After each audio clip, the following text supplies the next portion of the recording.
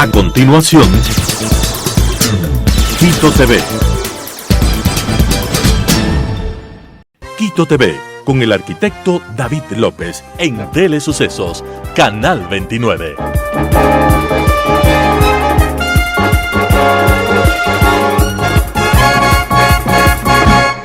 ¿Qué tal, amigos? Bienvenidos a Quito TV, el espacio de la ciudad por Telesucesos y sus distintas frecuencias. 29 y 29.1 en televisión abierta, 73 en Extreme TV Cable, 43 en Claro TV, Canal 6 en Cable Unión, Alfa TV, también en tiempo real desde cualquier parte del mundo, www.telesucesos.net, nuestra página. Ahí hay el botón, el icono de en vivo, y pueden ver desde cualquier parte del mundo. Al igual que después de su emisión subimos este programa a YouTube como Telesucesos HD. Tenemos la presencia el día de hoy de José Alvear Campodónico, libertario, padre y empresario, así dice en su cuenta de X. Ajá, y le hemos invitado, él ya ha estado algunas veces con nosotros, analista político, analista económico, es editorialista del diario La Hora. En el noticiero Telesucesos ustedes pueden ver, además, cada semana estamos sacando un artículo, los cuales son, de manera personal puedo decir, bastante claros, bastante didácticos y bastante, sobre todo eso, cercanos a la realidad de lo que sucede. ¿Cómo está? Bienvenido, ¿cómo ha pasado? Arquitecto, buenos días y buenos días a los que nos siguen el día de hoy. Bueno, quiero hablar un poco, empezando por lo que está sucediendo en Argentina. Javier Milei también es un libertario, tengo entendido que usted es amigo personal de Javier. Tengo una relación. ¿Fueron compañeros? ¿Usted estudió en Argentina, vivió en Argentina? Yo viví en Argentina. Realmente mi relación con él viene de la familia Menem, del expresidente Carlos Menem, con sus sobrinos que son mis íntimos amigos, y tuve la oportunidad de conocerlo a Javier, y una vez que pudimos conversar, pues fuimos coincidiendo con algunas ideas de cómo debería estar el modelo de Estado en la región. Lamentamos que en ese momento que la región pues fuera totalmente roja, y bueno, Javier es un ejemplo a seguir, porque es un ciudadano más que, creyendo que podía hacer algo para aportar a una mejor sociedad, empezó solo, sin esa ayuda de la estructura política. Empezó hablando... No pertenece a ninguna élite. No pertenece a ninguna élite política. Empezó hablando en las plazas, dando clases, convenciendo a un segmento de que sí era posible ver el sistema político desde otra forma, y hablando puntualmente del libertarismo y demostrando que es la única fórmula que al final del día nos lleva a esa prosperidad moral y económica que todos anhelamos. Hizo un camino, le costó muchísimo, tuvo mucha contra, pero es un político de convicción, y hoy en día es el presidente de los argentinos. La contra venía de parte de sus excentricidades, digamos, un poco, ser un extremista, su discurso. Yo te diría que al comienzo lo veían como un loco, como un payasito, pero era la única forma de, quizás con ese estilo, empezar a llamar la atención. Y luego se generó molestoso para esa tradicional generación de políticos que no les interesa que entre nadie nuevo, que no les interesa que vengan ideas nuevas, porque arruinan su armonía, porque al final del día los políticos tradicionales han demostrado que ellos necesitan hacernos creer que dependemos de ellos, cuando al final del día es al revés. Correcto. Le he escuchado en algunas entrevistas en los últimos días a Javier Milei, precisamente, y él habla de que primero ya han salido sindicatos a protestar antes de que se posesione, lo quieren tumbar antes de que se posesione. Él habla de que son grupos minúsculos pero que hacen bulla, y él ha hablado también de que debe de haber recorte prácticamente en todos los sectores menos en lo social, que por ahí va a empezar. Pienso que Javier representa la molestia para esa clase que vive de las dádivas, que vive de los subsidios, que vive de los regalos, y que a partir de eso hacen sus patrimonios, lamentablemente. Y en Argentina es muy evidente eso y es muy fuerte. Los sindicalistas. Los sindicalistas. Lo que acá podríamos decir el movimiento indígena. No, porque o mal manejado. Porque yo creo que el movimiento indígena, arquitecto, tiene dignatarios y representantes que son pro positivos, pro sociedad, pero como en toda estructura siempre hay 2 o 3 manzanas podridas que tratan de figurar, tratan de sobresalir del caos y que a la larga se convierten en los caudillos. Estamos hablando puntualmente en Argentina de esos grupos que no les interesa que empiece a prevalecer esa máxima o norma de trabaja, esfuérzate y cosecha, sino que han estado acostumbrados a los bonos, a la cosa gratis, a que les regalen todo y no les interesa cambiar porque ya se acostumbraron a ese sistema y definitivamente están muy cómodos ahí al menor esfuerzo posible, y eso al final del día es lo que lamentablemente el socialismo sembró en la sociedad. No solamente sembró el odio, la envidia, el resentimiento, sino que sembró esa cultura de la dádiva y de convertirnos en parásitos, porque de esa manera ellos subsisten. Me refiero puntualmente al socialismo. En el caso argentino, ¿qué tan grande es esa piedra en el zapato de Javier Milei? Imagínese que es tan grande que 6 de cada 10 argentinos están en la pobreza. Así cambiaron la cultura totalmente de un país rico, de una potencia como es Argentina, le cambiaron la mentalidad al argentino, y 6 de cada 10 argentinos viven en la pobreza. Y los argentinos viven con una inflación del 150%. Claro, ¿qué hicieron los socialistas cuando ya vieron que Javier venía con mucha fuerza y con posibilidades reales y ciertas? Empezaron a gestionar lo mismo que hicieron los socialistas en este país antes de la segunda vuelta electoral donde ganó el presidente Noboa. Infundir esa tendencia al miedo. Y mucha gente cayó en esa trampa. Pero en Argentina, bueno, evidentemente hubo un 40 y pico % que cayó en esa trampa y hubo un 54% que definitivamente se impuso por un cambio. Javier no es que va a ser ese cuco que lo han pintado, estoy convencido de aquello, va a ser un hombre que va a intentar hacer reformas a la estructura del Estado, pero en el camino, y entiendo que va a ser así porque es un hombre muy inteligente, va a ir amoldándose un poco al sistema y a la idiosincrasia, porque las ideologías pueden ser en teoría perfectas, pero en la práctica uno tiene que criollizarlas, nacionalizarlas, y tiene que ser muy dócil y maleable para poder sacar adelante a un país, sobre todo en Latinoamérica, donde no podemos olvidar la cuota social, que siempre además, es importante. Con la poca representación que tiene, creo que el 20% en el Congreso, 10% en el Senado, entonces tiene que irse amoldando, llegando a determinados acuerdos, sobre todo con partidos como el del expresidente Macri, donde puede ir encontrando coincidencias, y que así ya lo han ido. Tiene que irse amoldando, tiene que ir entendiendo la cosa política. Entiendo que esa alianza con el expresidente Macri fue fundamental para que él pueda ganar la presidencia. Y yo creo que en el camino él no va a ser pues tan inflexible como los socialistas injustamente lo han querido satanizar. Obviamente, en la parte económica él tiene las cosas muy claras.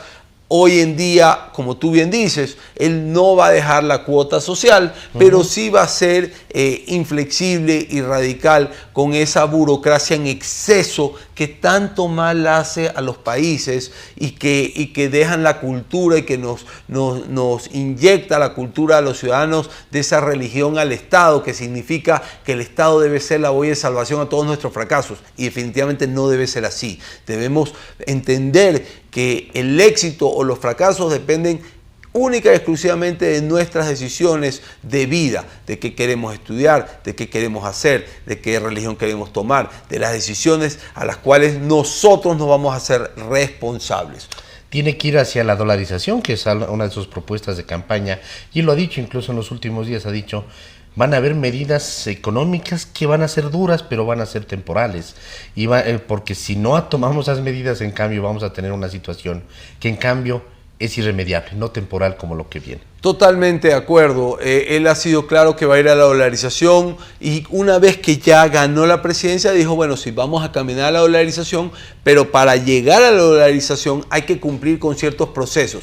Uno de esos procesos es eliminar el sistema de las LELIQs. ¿Qué son las LELIQs? Lo que antiguamente teníamos en este país, en nuestro Ecuador, que se llamaban los ripos, el sistema de ripos en sucres, que era un sistema que eran como certificados de depósitos diarios que generaban un interés y obviamente esa estructura hay que irla desarticulando poco a poco para poder caminar hacia una correcta dolarización, que al final del día yo creo que es la única salida hacia la prosperidad de los argentinos, porque Argentina es un país riquísimo. Yo tuve el honor y el gusto de vivir ahí 5 años y es un país que realmente... ¿En qué época vivió?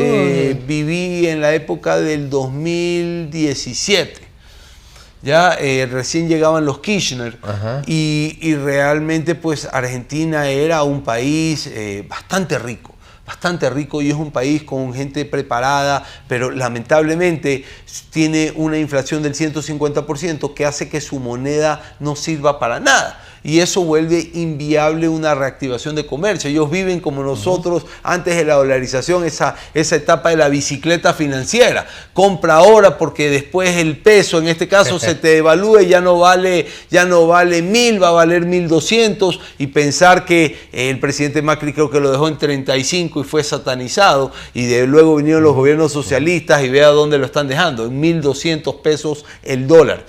Una sugerencia al presidente Milei fue en su momento: no demores mucho en dolarizar porque el costo social es mucho más alto en la medida que te demores más. A nosotros nos costó la dolarización 25.000 sucres, claro, el dólar. Cuando se habló de dolarización estábamos en 5.000, 6.000, claro. Y eso tuvo un costo altísimo, arquitecto, un costo altísimo. Por supuesto. Aterricemos en nuestro querido Ecuador, como usted lo dice a cada momento, además.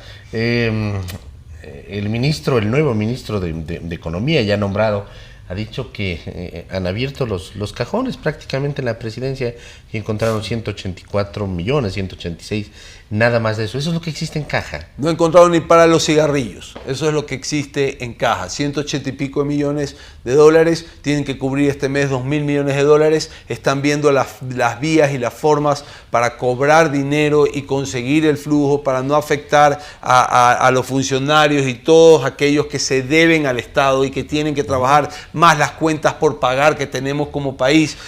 Realmente la situación es... ¿Cobrar dinero de dónde? O sea, hay cosas que no se han cobrado en su momento. Asumo yo que vendrán de los impuestos que cobran diariamente, estarán intentando por ahí cubrir el bache, pero lo que es llamativo es que el expresidente que se retiró sin terminar su periodo, el señor Lasso, se supone que es un hombre de números, se supone que es un banquero. Y por lo visto no es un muy buen banquero que digamos, porque deja al país poco más que quebrado, con un alto índice de desempleo, con un bajísimo índice de empleo y con altísimos índices de inseguridad. Entonces, poca inversión en obra pública. Poca inversión. Es decir, han invertido y de pronto ahí se fueron los recursos, no hay plata. Se retiró con un riesgo país de 2.023 puntos. Hoy en día, lo revisé ayer, estaba en 1.980 puntos. El riesgo país ha bajado un poco, pero al final del día seguimos siendo con un riesgo país alto que hace que el mundo nos vea con un poco de desconfianza. Y eso nos afecta porque si el mundo nos ve con desconfianza porque el riesgo país es alto, significa entonces que va a ser mucho más difícil conseguir líneas de crédito o conseguir inversión para que podamos reactivar ese talón de Aquiles que hoy en día tiene el país, que es la falta de empleo. Por eso yo he venido diciendo que quien está en la responsabilidad de generar el empleo no es el Estado, sino es la empresa privada. Pero para que la empresa privada lo haga apostando a megaproyectos, a grandes proyectos, el Estado debe darle con transparencia, sin trampas, las garantías del caso. Y debe obviamente bajarle al empresario privado cargas tributarias, incentivos, aranceles, debe generarle ni siquiera incentivos, bájenle las cargas tributarias, bájenle los aranceles para que ellos puedan ser competitivos en lo que hacen, generar renta, y esa renta va a hacer que ellos quieran seguir creciendo. Y para seguir creciendo, ¿qué tienen que hacer? Tienen que contratar más gente. Entonces se va a generar mucho más empleo. De esa forma hay que hacerlo, siempre que haya una energía barata, que hoy en día es otro gran problema que heredó el presidente Noboa de parte del expresidente que se fue, el señor Lasso. Heredamos no solamente falta de energía con los apagones que nos regresaron al siglo XX, sino que tenemos hoy en día una energía 7 veces más cara. Es importantísimo que el gobierno deje establecido las bases para hacer una transición de combustibles líquidos a gas natural para tener al final del día una energía barata como los tienen los países de primer mundo, gas natural, desde China hasta Estados Unidos. No sé por qué aquí nos damos tantas vueltas y ponemos tantas trabas para empezar esta transición. Y tenemos gas natural en el Ecuador, además. Tenemos gas natural. Y más allá de tenerlo, podríamos importarlo, pero no podemos importarlo porque no hay un terminal, porque no hay una infraestructura para hacer una correcta regasificación. No hay voluntad, además. ¿Y por qué no lo tenemos? Porque simple y sencillamente, usted lo ha dicho, arquitecto, no hay voluntad en hacerlo. Pretenden que venga la empresa privada a invertir 200, 250 millones, por darle un ejemplo, en un terminal de gas, pero le ponen la traba de que los permisos se los van a renovar cada 5 años. ¿Quién va a invertir tremenda cantidad de dinero que se recupere en 20, 25 años para que cada 5 años entre en esa rueda de extorsión de la renovación de los permisos que usted y yo ya sabemos cómo siempre terminan la historia, ¿no? Es una situación difícil y el presidente incluso creo que ya en las reuniones iniciales se dio cuenta de esto, tanto así que en los organismos multilaterales dijo: necesitamos la ayuda de ustedes para no caer en default. Esperemos que la ministra de Energía haga las cosas bien, porque hasta el día de hoy estamos esperando su plan de trabajo. Y no creo que amerite esperar mucho tiempo, porque la crisis energética del país amerita ya soluciones. Hay un estado de emergencia. Hay un estado de emergencia, pero todavía no sabemos cuál es la estrategia de la ministra de Energía. Todavía no lo conocemos. Vemos que ya hay una ley de reactivación económica que envió el presidente de la República el día de ayer, pero estamos esperando qué va a pasar a nivel de la crisis energética, porque lo que está pasando en el país es delicadísimo. El perjuicio al Estado y el perjuicio a los sectores productivos, producto de que no hay una solución a la crisis energética, es delicadísimo. Y que no salgan con ideas utópicas de energía fotovoltaica y energía eólica, porque quiero avisarle algo a la ciudadanía. Esa energía, que si bien es cierto se genera de forma amigable, en Ecuador no funciona porque el clima es muy intermitente y Ecuador necesita una energía constante. Así que la salida, como la hacen los países del primer mundo, son las termoeléctricas a gas natural. Ni siquiera las hidroeléctricas, porque hoy en día tenemos un calentamiento global que cada año es más fuerte y por ende hace que la sequía cada año sea más larga, el famoso estiaje. Entonces ya el tema de las hidroeléctricas no se vuelve pues una garantía que nos pueda a nosotros dar la tranquilidad de energía constante. Necesitamos constante, necesitamos además esto que sea modular, de manera que cada que necesitemos más energía se pueda simplemente ampliar estas generadoras de energía a través del gas natural. Así es, arquitecto. Así hay que ir en eso. ¿Cómo ve usted estos primeros días de gobierno de Daniel Noboa, además con ahí un aditamento, un condimento especial, esta pelea con la vicepresidenta? Bueno, esperemos que por el bien del país, esta novela con la vicepresidenta se termine en estos días, porque el país no está ni para estas novelas ni para el circo que ya vemos que se está dando en la Asamblea Nacional. El país requiere soluciones urgentes a la inseguridad, a la crisis energética y a la generación de empleo. En 1 año y medio no se puede hacer más. Pero señales. Hay que dejar bases establecidas, hay que bajar esa percepción de inseguridad que hay que atacar puntualmente a los vacunadores, hay que darle a la gente ese aire de que se está haciendo algo. Pero volvemos a ver en la Asamblea el mismo circo de siempre. Y ahora vemos esta novela con la vicepresidenta. Entiendo que en estos días va a hablar la vicepresidenta. Esperemos que se acabe esta novela. Si la señora se tiene que ir a Tel Aviv, a Israel, haga su mejor función para que eso repercuta no solamente en el bienestar del país, sino también en la imagen internacional del país y, ¿por qué no?, en su futuro político. Y al presidente de la República, dedíquese a solucionar los 3 problemas principales que tiene el país: inseguridad, crisis energética y generación de empleo. ¿Le conoce usted al nuevo ministro de Economía? No lo conozco, no, ministro de Economía. No. Lo he escuchado, lo empecé a escuchar ayer en los medios, como creo que lo escuchamos todos los ecuatorianos. Entiendo que es un cuencano respetable de nuestro país y obviamente pues vamos a estar todos a la expectativa de qué es lo que va a hacer este equipo de Daniel Noboa. Aquí hay un año de trabajo, entonces no es que podemos esperar los primeros 100 días. Ya hay que dar muestras de cambio, porque si no será un gobierno de transición que realmente pues poco favor le haga a mejores días para el país. ¿Ha podido revisar el proyecto económico? Fue enviado como más de las 22 horas. Me llegó anoche, recién lo iba a empezar a leer hoy día en la mañana y seguramente al respecto le haré saber algún comentario, mi querido arquitecto. Por supuesto, hay que ver cuál es la línea, cuál es el trazado económico. Así es. Ha hablado ya desde un inicio, incluso en la campaña, por ejemplo, que va a bajar el IVA en el tema del sector de la construcción, que no va a haber más impuestos, pero sí, no sé si llamarlo incentivos a las empresas, sobre todo en el tema de contratación de gente joven. Claro, que contraten gente joven, que se dé incentivos a la empresa privada, eso siempre va a ser bueno. Siempre va a ser bueno. Si hay que bajar impuestos, bájenle el IVA al turismo local. Al turismo local es donde hay que bajarle el IVA, no al turismo internacional, porque somos un país de turismo local. Entonces incentivemos los negocios turísticos quitando esa carga, porque ahí va a haber más rotación. Superemos la crisis energética para que la gente pueda ir a los hostales, pueda ir a los hoteles y los hoteles tengan las herramientas para dar un buen servicio.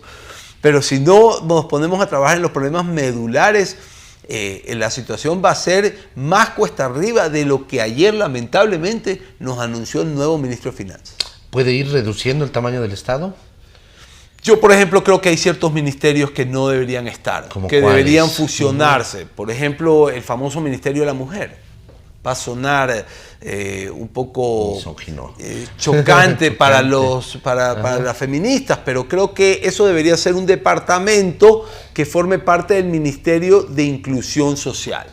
No es que lo obviamos, pero debe ser un área del Ministerio de Inclusión Social. Porque generar un ministerio para esta función realmente es engordar más el obeso Estado que no tiene dónde pagar a sus empleados.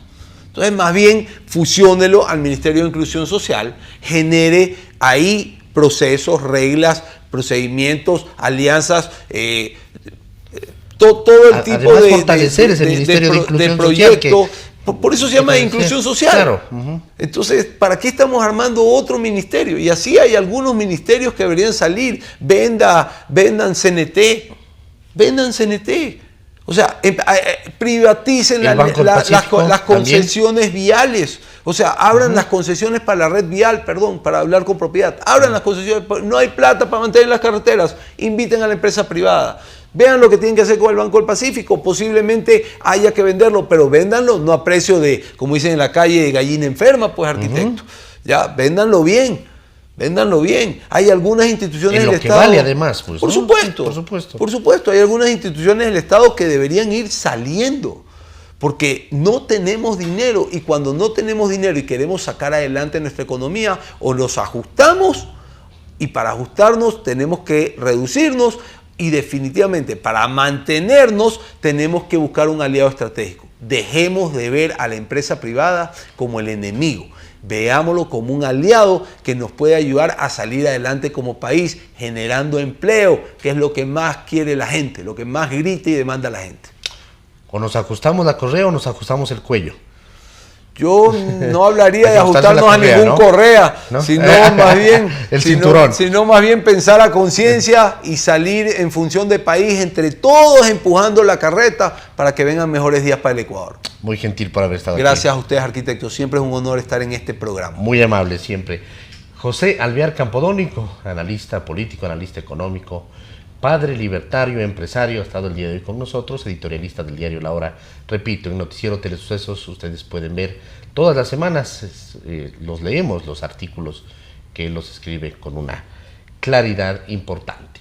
Amigos, que pasen bien, hasta la próxima, felicidades. Las opiniones vertidas en este espacio por la producción y dirección del programa son de exclusiva responsabilidad de sus autores y de quienes intervienen en ellos.